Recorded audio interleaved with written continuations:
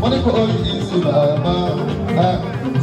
Ìgbà ọ̀pọ̀ tí wà ń bò ìlórí, ìgbà àgbà tí ń bò ìlérí, òkè kúrò nígbà yìí ìgbà òkè ga. Wọ́n tún wá dájú òun padà wọn, wọ́n ṣòrí ti màá nígbà ọ̀dà, wọ́n ṣe lọ́tọ̀ọ̀tọ̀. Wọ́n ní 5 and 6 sáwọn méjèèjì ìjọgẹ́, wọ́n ṣe méjèèjì lọ́tọ̀ọ̀tọ̀ ni. Wọ́n ní àná ọlọ́run ní màláìkà jẹ́ ìbùkún ọlọ́run màlúrí gbà. Kì í ṣe gbogbo èèyàn tó lógo lóró. Ìwọ lọ́gá kan tó lọ́mọ ogun tó pọ̀. Ẹ̀dá àyà ẹ̀ pẹ̀lú bàbá ẹ̀ o. Kò ní jẹ́ kó rógo àkóbá. Ìgbà tí ẹnu pẹ̀lú àwọn ọba rẹ̀.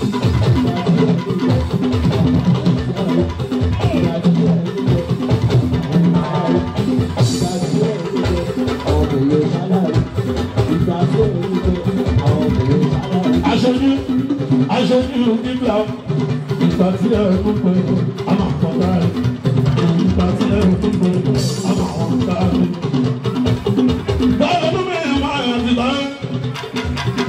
Olùgbàmí ọ̀pẹ̀lẹ̀ abá ìlú wọlé ní o, àyè sí mi o, eléré pọ̀ rẹpẹtẹ.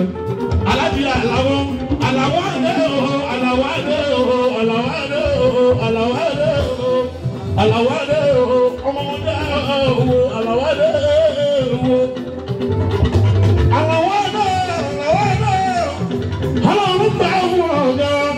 Jẹ́mọ́tìmọ́ Àlàbí mi bọ́ sùnmọ́ ọ̀gá. Ẹ̀yin gbọ́ bàzó, ó yẹ ìkẹ́ ká jọrin nínú ẹ̀mí orí. Èmi ló kọ́ ní kò kí ló máa wá kọ́ ni lọ ni. Alákòóbá èmi ní kó. Aláṣẹ fún jí ẹ̀rọ lèmi ẹ lè pè mí síbi ìkómọ kí n máa kọ́ ní òkú. Orí tẹ̀gbẹ́ wáyé lẹ fi ń darí. Ọ̀gá àwọn olórin ṣeré fún wọn. Láì lè fi àkókò ṣòfò, ẹ jẹ́ ká fi orin ìsìlámù ká fún àdúrà sí láàrin. Alhaja Kamaldeen Latifat, ó yá ìṣẹ́jú 5 náà ni. Òun bá wa ṣe bí ilé ni, kọ́kọ́ ni pé àwa náà dá sí àwa tí wọ́n yẹ àdìwásù ìríà entertainment. Ìṣèlú àgbo ìjọba ṣe rẹ́kọ̀dù ọjọ́ kan. Akímọ̀ ọmọ alájà náà máa kọrin. Sàádì búrẹ́dì ni kò ń ṣàjọyọ̀ ẹ jẹ́ ká já bọ́ra wa lọ́wọ́.